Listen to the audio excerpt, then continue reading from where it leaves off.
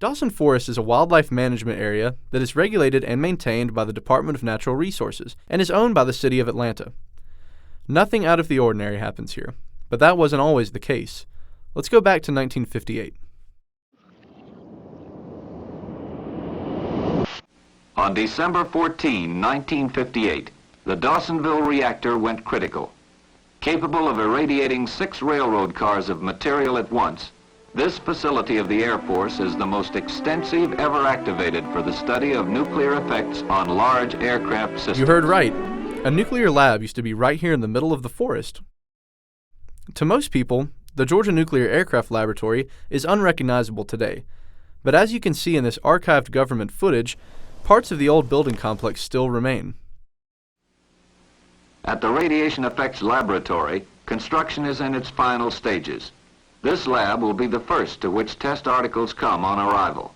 Today, the area around this building is still slightly radioactive, so to maintain safety, an array of fences and radiation monitors have been placed around it. We wanted to know more about the lab, so we enlisted the help of a local urban explorer to give us the facts. Walter Holmes is the local GNAL expert, with a long history of researching the lab. In this interview, we learned something that completely changed the direction of our quest. Me and my friends discovered that you can actually dig down into the facility and walk around in it. That's right. He said dig into the lab. Surely this wasn't possible. Before we spoke to Walter, we had run across some information that talked about a tunnel that led to the underground portion of the lab, but according to our sources, the entrance had been buried, making it impossible to get down there. But Walter knew how. Clear. What you're seeing now is the tunnel entrance to the underground portion of the Georgia Nuclear Aircraft Laboratory. God. How you feeling, dude? Oh, my face is pretty much touching the ceiling right now. Today, it is completely flooded. Since it lies partially below the natural water table, pumps were required to keep the lab dry when it was operational. But when the lab was decommissioned in 1971, power to the pumps was shut off and the bottom 4 levels were completely flooded.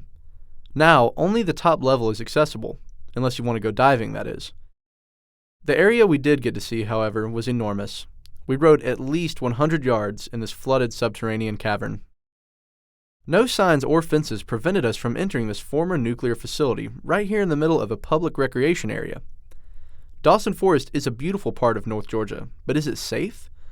Should people be able to access the former home of a nuclear laboratory?